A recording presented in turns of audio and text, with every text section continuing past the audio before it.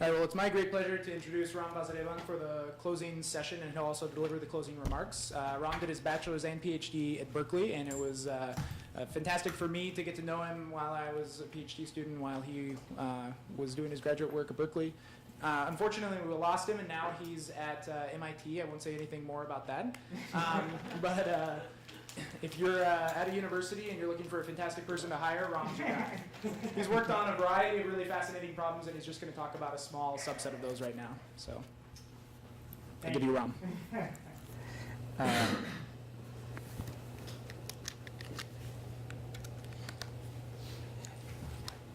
So thanks for the really nice introduction, Sam, and thanks everyone for sticking around. I promised myself that I'd really enjoy this conference once I was done speaking, and it seems I will because the conference will be done. Okay, so on that note, I'll begin talking. And really, my talk is, I'd like people to speak back and give me their opinion of what they see.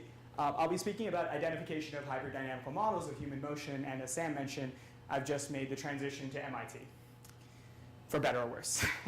So what I want to show here and illustrate is a hip bone fracture, and actually kind of a nasty one. And really, this is sort of the motivation for this talk. Can we start talking seriously about the dangers of falling and its expense? And quite frankly, this is, not surprisingly, the leading cause of injury death amongst the elderly. It's really, really, really expensive, something like $25 billion in 2010. And the scary thing about this is that it's the number of elderly are doubling in the next 10 years, and we don't see sort of anyone really making a concerted effort to really look at this problem other than try to surgically fix it, as you see here. And the scary thing about this type of surgical procedure is that it's expensive in time for recovery. So can we really take a step back and see if we can determine ways to predict instability? And unsurprisingly, a lot of biomechanists have spent a lot of time thinking about this problem. I mean, these are papers from several years ago, but you can dig a little bit further and find even papers from even further back. And they come up with nice gait variability measures. So they look at walking, and they look at sort of the center of mass during the step, or the center of pressure, or the base of support. And they try to characterize how these numbers correspond with or correlate with the rate of falling. And on the other hand, there's been a lot of work on basically system theoretic approaches, sort of looking at Lyapunov exponents, Poincaré maps, which Sam spoke about earlier, and Floquet multipliers, where they talk about characterizing the stability of a particular periodic motion. And as we discussed, I mean, talking about the stability of that motion is interesting, but what would be even more interesting is if we could characterize the basin of stability. And in particular, this isn't an unreasonable sort of expectation. Even biomechanists, I mean, I shouldn't say even, I mean, they have realized after years of work that a lot of these system theoretic measures are interesting, but they don't necessarily correspond with meaningful measures with respect to predicting instability. And these gait variability measures sort of contradict one another, and it's unclear if one of them actually correlates or corresponds to the rate of falling. So Dingwell, in sort of a seminal paper, basically spoke about the idea of measuring this basin of stability, and that being sort of what he characterized as a global measure for the stability of a particular limit cycle. And there's been so many talks here, and I mean, it's unsurprising. Basically, there's been, for 100 years in systems theory, talk of a Lyapunov function and using it to characterize the region of attraction of a limit cycle. And in recent years, there's been a lot of work on developing sum of squares type tools to actually characterize what this region of attraction is given a Lyapunov function. And this line of work has its own set of limitations, but suppose we do really have these types of tools. The really missing piece here is trying to construct a model of locomotion from observations. And given these models of locomotion, we can really start applying some of these tools, which are in development, to really try and characterize what these regions of attraction are for limit cycles. And by doing so, we can really try to measure sort of the robustness of a limit cycle with respect to disturbance and characterize the stability or instability of a particular limit cycle. So as Ruzhna showed all the way at the beginning, this is not a very crazy idea. And let me plug in my laptop. This isn't a very crazy idea. I mean, a lot of people have been focused on looking at walking. This is a beautiful paper, and I'm only pointing to it because it happened at UC Berkeley, and I love Berkeley so much. And this is a paper where they took sort of a high-speed camera, high-speed at that time, walking, of a person wearing a prosthetic, and they carefully marked the evolution of the kinematic joints, basically over time. And this was done after World War II to basically help the veterans who had returned from war. It's pretty interesting, but all they could really do is characterize kinematic evolution. Now, there's been a lot of work in biomechanics, again, on trying to understand what type of walking models we can generate. And a lot of it has focused sort of in two different camps. One is basically speaking about functional segmentation of walking. This tends to be looking at walking as different types of periods inside of a cycle. So for example, weight acceptance, mid-stance, push-off, lift-off, reach, and characterizing different parts of sort of weight acceptance, but in a purely sort of qualitative fashion rather than a quantitative one. And there have been other sort of models that have been developed sort of coming from Stanford, where they've really looked at trying to build very, very careful models of muscle and trying to simulate these models and try to fit them to data that they see. And this work is really exciting in that they've developed very, very nice muscle models. The problem that they have is that it tends to be graduate students having to sit there staring at the models and exciting them in order to sort of generate the gait that they're seeing. So what we'd really like to be able to do is fill in this gap. Can we go from observations and develop some system theoretic theory to actually characterize the walking that we're seeing? And if we can build that model, well, then we have nice questions that we can answer about that model. So what I'm going to do is I'm going to talk about how we can transform the identification of a model from walking from data into a constrained nonlinear switched optimal control problem. So that's a lot of words. I'll describe what that means. And then I'll sort of take a tangent. This is where the math will begin, unfortunately, or fortunately, depending upon your opinion. I'll talk about how we can construct a convergent numerical optimal control algorithm. And then I'll illustrate that this algorithm is able to, and I'll say in quotes, correctly identify a dynamical systems model for participants in a walking experiment. Okay, so this is going to sort of be the division of my talk. We've had so many people speak about hybrid systems, but I'll walk through it again. I'll talk about how we can go from constraints to models. Then I'll talk about how we can really think about this as an optimal control problem. And I'll talk about proving the convergence of the optimal control problem, and this will be where all of the math will live, but hopefully we can all live with that. There'll be a few examples, and I'll conclude. And please feel free to interrupt if you have any questions. So as Umberto and Sam and others have spoken about, hybrid dynamical systems are a nice way of modeling walking. What we can do is have a set of domains, a set of vector fields associated with each of these domains, have a set of continuous inputs, and we have a graph interconnecting all of these different domains together. We have a set of guards that basically, as the vector field, or as the trajectory evolves according to the vector field, and it arrives at a particular level set described by this guard, the moment it's satisfied, the dynamics are reset into a new domain specified by the edge of the graph, and the evolution continues on. So, unsurprisingly, we'll knock all of these nasty things together and call it a hybrid system.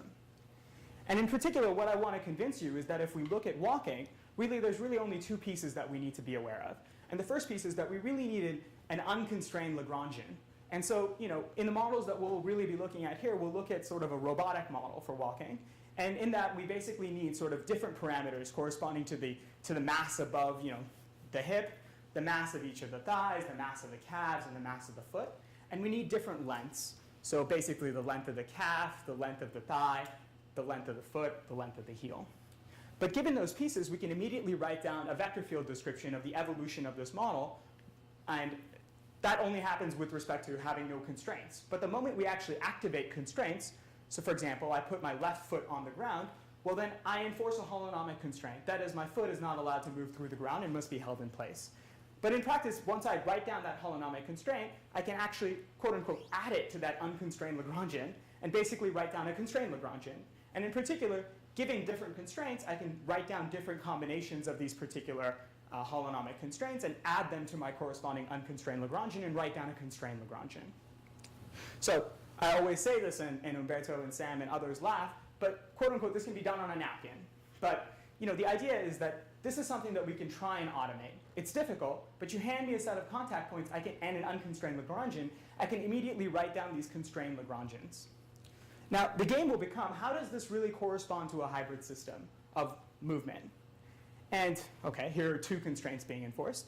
But in particular, the story here is that really, if you hand me a sequence of contact points, I can tell you how to write down a hybrid dynamical system of motion, locomotion. And so to understand that first, I'll say that I'm given a sequence of contact points. And so for example here, I'm looking at the left foot being down, and then the left foot, the heel coming off the ground, and then the right foot, heel coming down, and then the right foot, toe coming on the ground. But this sequence of contact point enforcements essentially allow me to write down a graph. And the moment I have that graph, and I have that unconstrained Lagrangian, by enforcing the constraints, I can quote unquote talk about the configuration space of each of the different domains. And in particular, just like I did earlier, I can talk about the different vector fields that are in fact being sort of followed within each of these different domains. And by working carefully, and talking about the constraints that are being enforced before and after, I can actually write down the holonomic and unilateral constraints, and these correspond to the guards. And just the holonomic constraints correspond to the reset maps. So in particular, all of these different pieces were given to me by just specifying an unconstrained Lagrangian and a sequence of contact points being enforced. But those two pieces together essentially allow me to write down a hybrid dynamical description of locomotion. Now, what does that mean for us in practice? What do we really need to be able to do? And I like to think from example. And in practice here, here's a very simple model of locomotion that I've generated on my computer. So it's a kneed compass gait. So it's just walking along. It has no feet. The right foot is drawn in red, and the left foot is drawn in blue. So it's walking along, and this is the type of data that we'd get, for example, from a vision system or a mocap system or a Vicon system, whatever you want to call it. And in particular, from marking these different points on the skeleton, we get a set of data tracks. So for example here, if I just look at the left foot and the right foot, and I plot the left foot in blue and the right foot in red, we see that for a while the x-coordinate of the left foot stays constant when the left foot is on the ground, and then evolves, and then the right foot stays constant for a while, and then evolves before that. So again, recall that basically by telling me what set of contact points I'm interested in, I can actually talk about writing down a Lagrangian or a constrained Lagrangian description when each of these different contact points are enforced. And the game becomes essentially trying to track this data by using those different vector fields that I have. And in particular, what I can try to do is say, well, suppose the right foot was active first and the left foot was active second. Okay, and they switched at this dotted line drawn here. Well, for a while, the right foot would have to stay constant, not be allowed to move. And then the left foot would have to stay constant, not be allowed to move. And we can see here that if that's the description we have, and these are the data points, or these are the data tracks we have, this sort of explanation for what we're seeing doesn't seem correct, right? So what we do is we switch these two. We switch the left foot for the right foot, and at least we're right for some corresponding amount of time. Well, the left foot was held constant. That seems to be the case when I have this left foot mode being enforced. And then the right foot was constant for a while, and that's what seems to be the case when I was in the right foot mode. But this time at which I'm switching seems to be off. And in particular, I can try different types of time switches. I can try it here. I can try it back here. And eventually, if I arrive at this particular switching point, I'm capable of describing essentially the data that I've seen by switching back and forth at the right time between these different modes of this hybrid system. And essentially, that's what I mean when I'm going to start talking about the switched optimal control problem that I'm interested in solving. And at this point, it's worthwhile to sort of take a step back and use a lot of notation to describe the problem so that we can talk a little bit about the convergence of our algorithm. So let me make sure that I have time. Okay. So what we'll do here is basically talk about a simplex. And we'll use this simplex to essentially represent the different modes of the hybrid system or the different modes of the switch system that we're switching between. So for example here, if I have this sigma 3p, well, the corners of this simplex will essentially represent the three different hybrid modes that I'm interested in switching between. And in particular, I can write this down as this nasty looking set here. Okay, so if I have q of them instead of 3, well then I would have a vector that would basically describe which corner of the simplex I was in at any instance in time. Well, taking this simplex notation, I can define what I'm going to call a pure discrete input space that corresponds to which, at any instance in time, which of the modes was active of the switched system. So that is, was I in the left foot mode or was I in the right foot mode? Okay? And I'm going to call that the space of L2 functions intersected with the space of bounded variation functions, and that's for reasons I'll describe later. Next, I'll have I'll have a set that I'll call the continuous input space, and this is kind of a misnomer. I mean, obviously, this is also defined over a continuous space, but what I mean here is that this is a space of continuous actuation. So this would be the torque that I'm allowed to apply at each of the knee, like the knee, the ankle, the hip, for example. What I'll do is I'll take the Cartesian product of these two spaces, and I'll define something I'm going to call the pure optimization space. Okay, well now I can write down a vector field description. Instead of sort of treating these things as these different vector fields as arbitrary, I'm going to treat that as a last argument. And basically what this will correspond to is a time, a state, a continuous actuation, and a discrete mode. Okay? And this will be the state, this will be the space along which I'm evolving, Rn. Then I can describe the trajectory of my switch system as solving this differential equation which I'm drawing down here. Okay, and I've written it down in a very peculiar way. I've said that it's the sum of all of the different modes But I've done this for a very specific reason, because I know what's coming next. And in particular, notice that at any instance in time, only one of these is active. Okay, and I'll denote a trajectory of the system as x of t and c. Okay, and I'll have a cost function. It's only going to be evaluated at the final time, but in practice, this is general enough to encapsulate tracking data.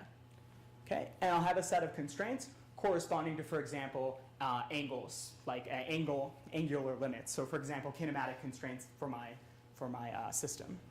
And in particular, I'll say that my trajectory satisfies these constraints if all of these different constraints are actually less than or equal to 0.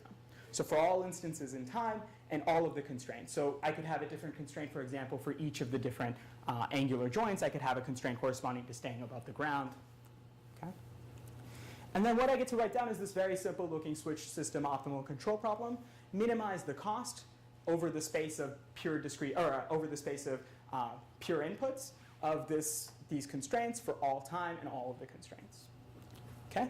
And notice that basically I'm able to do the system identification using optimal control. If I have a set of observations, I can minimize the difference between them by satisfying this differential equation. And that's what I'm going to call my sort of identification problem. Okay? So why is this problem difficult? It seems kind of interesting. A lot of people have been thinking about problems this way. The difficulty is really that the two discrete inputs, or having discrete inputs, doesn't allow me to do any sort of comparison. If I add, for example, being in the left foot mode to being in the right foot mode, and I add those two together, I don't produce a third mode. It doesn't even make quite sense. On the other hand, if I take two different continuous actuations, I say I'm applying a torque of 5 at my knee, and I'm applying a torque of 6 at my knee, and I add those two together, I get a torque of 11. Now that may be beyond my actuation limit, but in practice that's something that I can actually apply, quote unquote. So what people actually do, because they don't have this notion of directionality, is that they start thinking of different types of optimization strategies, in particular mixed integer programming. And this type of strategy is interesting, but as we'll show, it doesn't lead to very good results.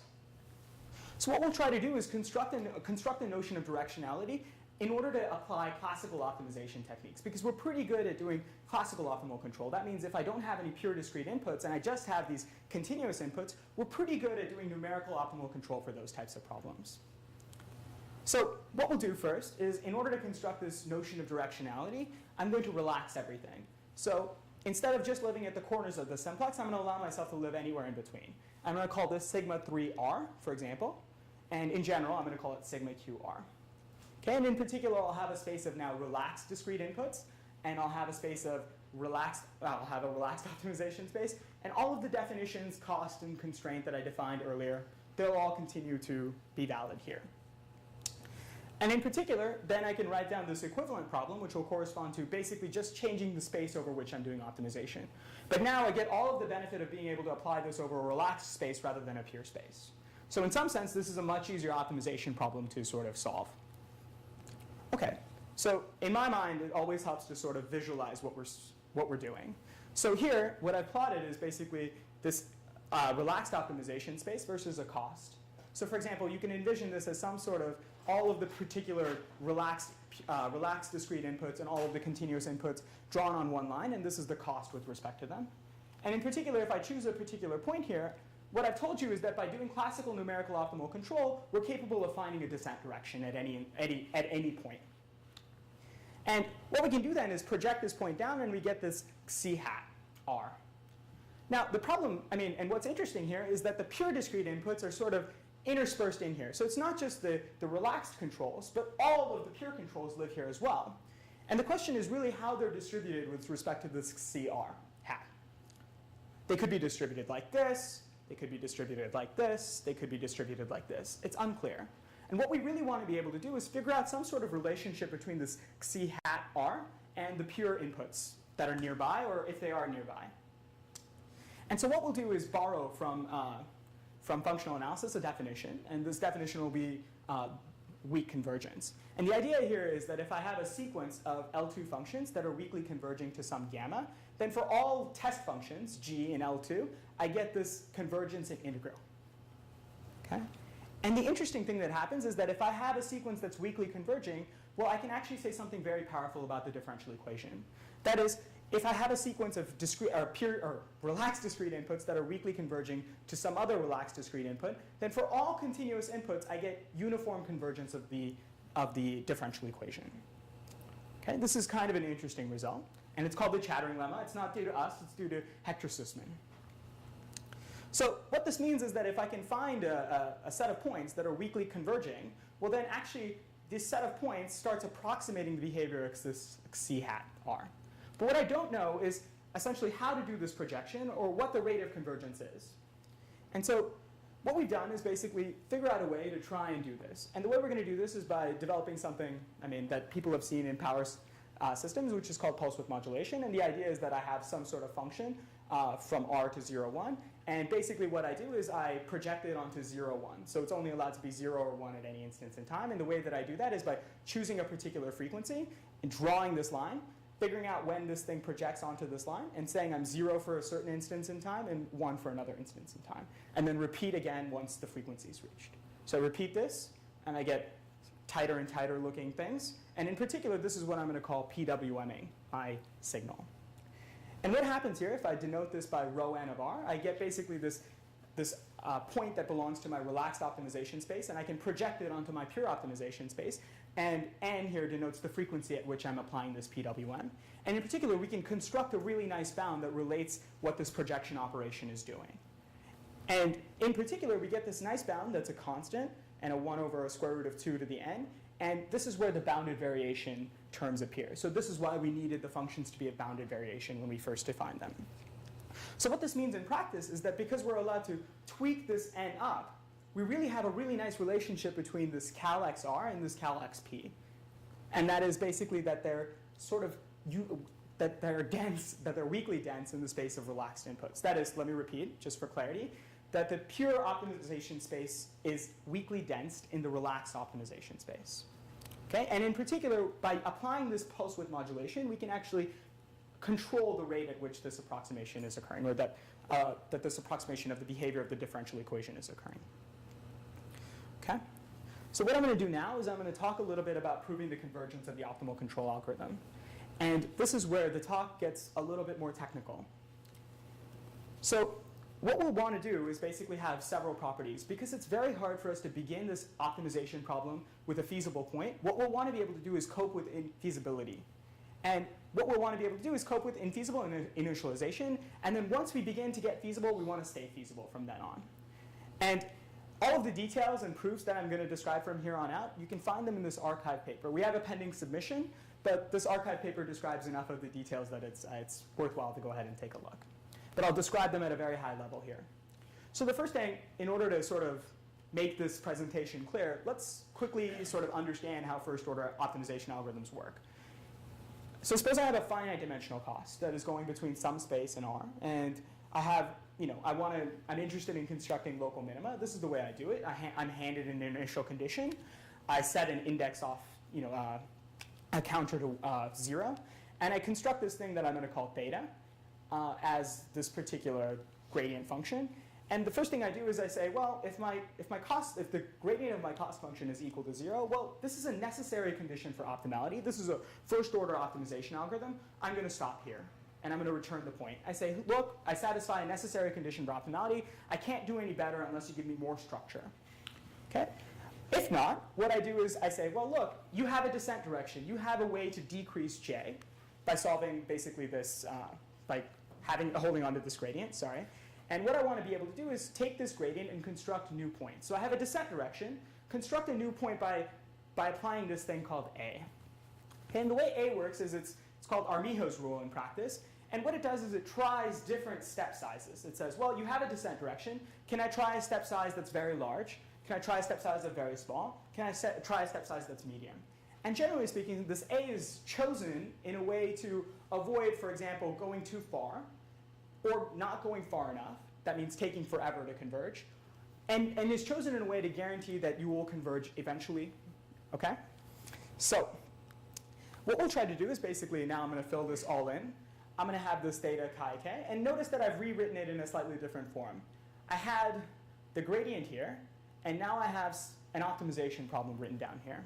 And in practice, this is what you're doing in finite dimensional optimization. You're actually solving this QP but you don't know that you're solving it. You have an immediate solution to it, so you don't actually solve this QP. But when we write down the infinite dimensional analog, we're actually going to have to solve a QP. So this theta is what we're going to call an optimality function. What it does is basically check if you're at an optimal point. That is, if you satisfy a necessary condition for optimality. That is, your gradient is equal to 0. Then you take the argmin, that is the descent direction, and you descend according to Armijo's rule. That is basically choosing a step size that's not too large, not too small, but just the right size. Okay. So how do we actually construct these derivatives? Well, now we're going to have to jump into a little bit more of functional analysis. Well, what we'll do is define directional derivatives of my trajectory. And I'll do that for all instances in time, and basically by choosing descent directions inside of my relaxed optimization space. And in order to do this, we need a few more assumptions. What we need to know is that each of the vector fields, for example, is Lipschitz continuously differentiable in all of its arguments. And we'll do the same thing with respect to the constraints, so we'll also need to assume that they're Lipschitz continuously differentiable. And what we'll do then is basically for each of the different constraints, and for the cost, we'll define a directional derivative. And it turns out, sort of intuitively, if the directional derivative of the cost is negative in one direction, then the cost is locally reducible.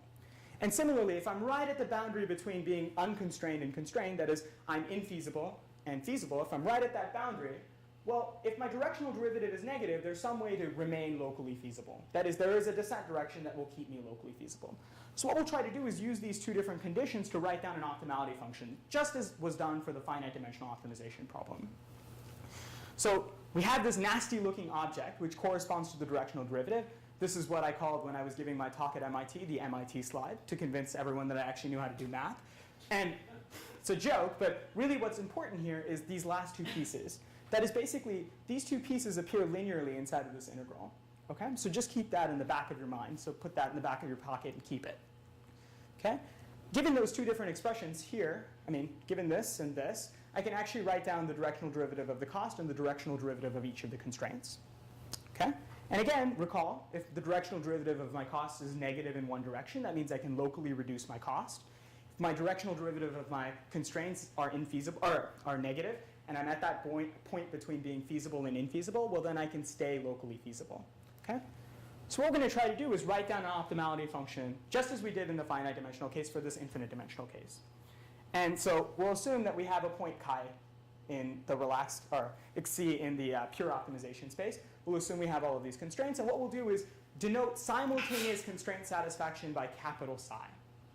Okay? That means if this is negative, then all of the different constraints were negative. Okay? And what we can do then is define this nasty looking function theta. Okay? And it's defined as zeta and this L2 piece that basically is a quadratic piece. So this is really nasty looking. So let's, instead of looking at this really, really confusing thing, let's really focus in on this top line. So that is when all of our constraints are being satisfied. We're right at this top line. And in particular, what this means is that if theta is negative, this top line, well, dj has to be negative. And in particular, each of these different terms also has to be negative. So what this means is that if I'm right at the boundary, that is if psi, capital psi, is 0, and theta is less than 0, then this is negative, and all of these different constraints are negative as well. And by using our intuitive argument that I told you to put in your pocket earlier, well, now we know that basically theta being negative tells us that we can actually reduce our cost while remaining feasible. Now, a similar argument holds here if I look at the unconstrained case, basically by just focusing in on the constraint part. Now, in particular, what this means is that if chi star is a local minimizer, then theta of chi star is equal to 0. And importantly, and this is why I wanted you to focus in on the nasty-looking objects here, these linear terms that appear, well, it turns out that computing theta, well, it is an optimization problem after all, is convex. Okay? Just as it is in the finite dimensional case. That means that at every iteration, when I need to compute a descent direction, I can do it by solving a QP. Okay. I'm going to spare you a little bit more of the math. And I'll just say that once I have a descent direction, I'm going to choose the step size and the projection to a pure discrete input at the same time. And the way I'll do that is by solving the same thing that I did in Armijo's step. That is, I'll solve a line search problem. But the line search problem is not just going to choose a descent direction. That is, it's not just going to choose a step size for the descent direction, but it's also going to choose a projection at the same time. And this is done just by solving a line search algorithm. In particular then, I can write down our version of a first order optimal control algorithm. And what it'll do is compute at theta chi k. It'll set all of these different parameters. It'll compute at theta chi k. It'll compute a descent direction by solving that QP. And then immediately, once it has a step size that it can take, that is by solving our version of the Armijo step, it'll take that step size and project back into a pure discrete input, and then rinse, wash, and repeat. And in particular, the algorithm satisfies several of the properties that we were interested in. First, once it was feasible, the algorithm stayed feasible.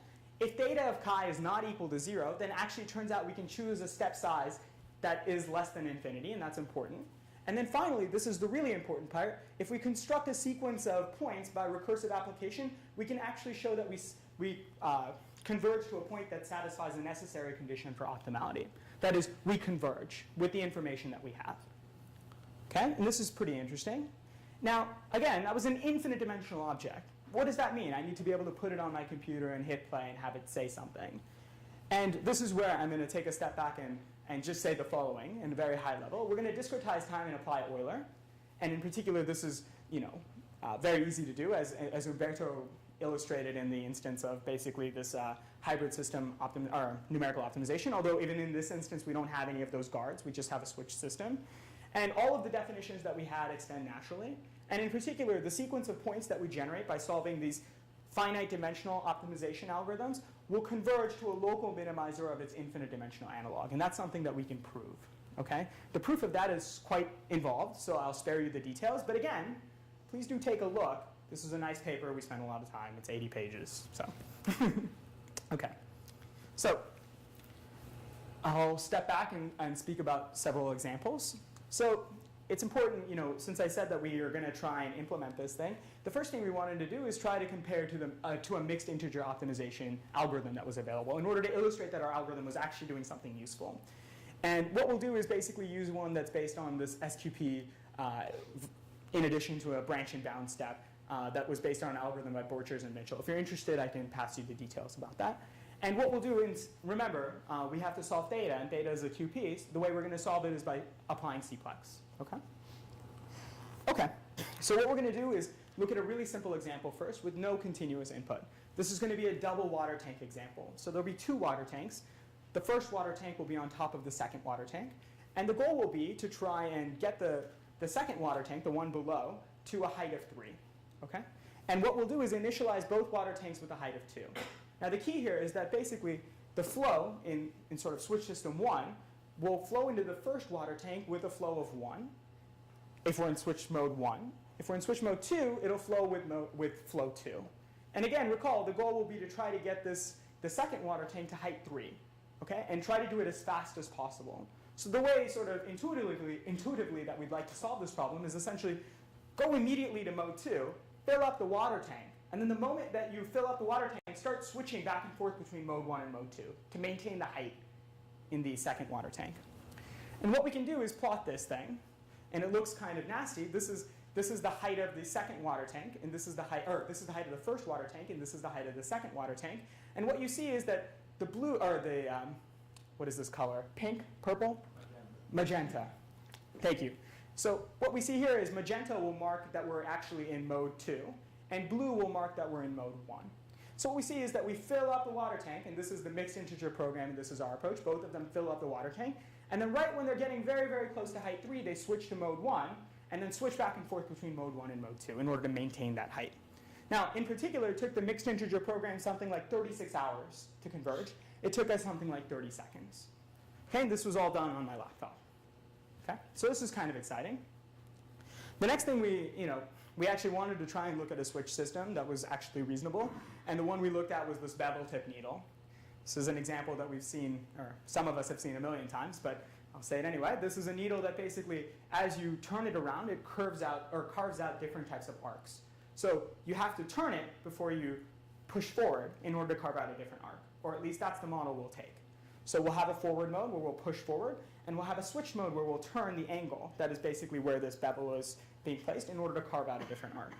And in a particular, we'll have a cost function that tries to minimize the control effort while trying to reach a waypoint inside of the space, while avoiding constraints, which I'll draw in gray here. So the point that we're trying to reach is this green point here, and what we've done is initialize down here. And what it'll do is basically, as it's turning, it'll draw out the xy plane that it's turning around, And then when it's going forward, it'll just draw out the z-axis. Okay? So this is the result of our algorithm. It actually takes longer to show than it does to run on my computer, which is depressing. But okay. Okay, and it hits. Now, the important thing is that it took about 6 seconds to run on our computer. The mixed integer program wasn't able to solve this problem. And in particular, notice that we get this nice switching. So it's not switching infinitely often like it was in the water tank example. It was just switching sort of stay all in the forward mode or stay all in the turn mode. And this is illustrated here. Okay? So the next thing, long ago, we started off by talking about applying this algorithm in order to do identification. So what we'll do is take a very simple model. This is one that's going to be synthetic. We're going to have a left foot mode. We're going to have a right foot mode. And the goal will be to try to match up this observations that I drew much earlier. And in particular, this is the result of our algorithm. This is the synthetic gate drawn here at the top, and this is the gate generated by our optimal control. And in particular, we initialized our optimal control algorithm in the wrong mode. And we were able to recover the right sequence, and in particular, these are the same snapshots in time. So you see, we're actually doing OK. In fact, when Umberto presented this, or was presenting this as a poster, he thought both of these were, in fact, the same, but they're actually different. Okay? So finally, we decided to put Rujna in a motion capture suit, because that's what you get to do when you're a graduate student for kicks. And in particular, we decided to run a walking experiment. We put a bunch of students inside of a motion capture suit and had them walk along a straight line drawn on the ground. This is the walking line. And we have a really fancy motion capture system at Berkeley, or I should say, I used to have a fancy motion capture system at Berkeley, but now I'm at MIT. And so we were walking along, and we took very careful measurements of this. We took very careful measurements of some lengths for each of the participants, and we placed markers along different parts of the leg. And what we had each participant do is we said, well, look, there's a blue marker right here, or blue tape right here. Put your left foot on the ground, or put your right foot on the ground at the starting point of the blue line. Okay? And we told them to walk. We took several different walking examples and averaged them in order to construct a single data point for each participant. There were 9 participants. Of course, we're at a college, so a lot of them are in their 20s. But this is why I show Rujna, and I'll hide her age. That's okay. How do we do that? Okay. But what we did is basically we focused in on 4 contact points, so just focusing on the feet. And what we did was write down a left foot, or a left toe, left heel, right heel type of contact model. And what that meant is that we had 16 different hybrid modes, each with 12 continuous states and 5 inputs. And, sorry, this is a mistake. Okay, I say right foot here and I say left toe here. Okay, so each person began the experiment in the left toe, not the right foot. Okay, and we hit play and go. And this is the discrete structure that we arrived at for all the participants in the experiment. And notice there's actually 8 states here, but I've concatenated. So you can just relabel the left heel and left toe and to right, and basically you'll get the periodic walking gait. And this is pretty interesting because all of the participants had exactly the same discrete structure. And the surprise, I mean, it's not that surprising. I mean, we learned later, after we did a little bit more lit review, that in fact this is common. I mean, this type of foot mode striking was actually known in the biomechanics literature. What's interesting is that we can actually recover the percentage of time that each person spends in each of the different modes. Okay? And that is different for each participant. So this is where I'm going to stop. We're looking at trying to perform this analysis on a more complicated gait. And really, I mean, as I said earlier, the goal is now that we can try and extract these types of models, we really should be focused on trying to apply these models while doing analysis of a different variety. That is saying, for example, if we can measure the instability. And finally, we're looking, I mean, as Umberto mentioned earlier, can we really try and talk about, now that we have these models, talk about actually trying to do optimal control, or trying to design, for example, improvements in their muscular structure, for example, by solving some type of optimal control problem. That is, get better stability by performing optimal control over this particular model. Okay. And these are all of the participants. I'll just point at them very quickly. This is Rujna. She, not participants, but people that helped, I should say. This is Rujna. She just received her honorary PhD at KTH. Umberto. Victor is a graduate student at Berkeley. Mariam is now a postdoc at ETH. Aaron Ames, who's a professor at Texas A&M. His student, Ryan. This is Elijah Pollock, who's very, very good at numerical optimization. Claire and Shunker you may know, NSF and AFOSR also. And that's it. Thank you. Does anyone have any questions?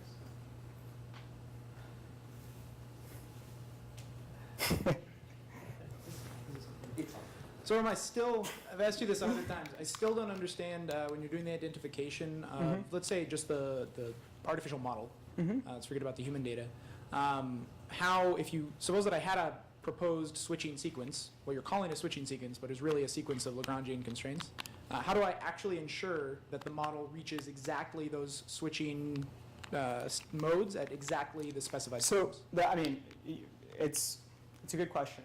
So what we're doing is basically, we're not actually ensuring that they actually reach that point, right? When we write down the switched mode, like these switched modes, we're not actually ensuring that they reach the ground. All we're doing is enforcing the constraint. So for example, that means that they would, potentially this is something that our algorithm could do. It could say, well, your left foot was actually held still but off the ground. Okay. Now, So the goal is, and in practice, you look at motion capture systems, we were discussing this morning, it's very hard for me to figure out when that ground contact actually happened. And so in practice, that means that finding the ground in particular in these sensing paradigms is very difficult to do. So what you want to be able to do is have the algorithm try and identify it in some sense. But yeah, good question. And hopefully I actually did a good job answering it this time.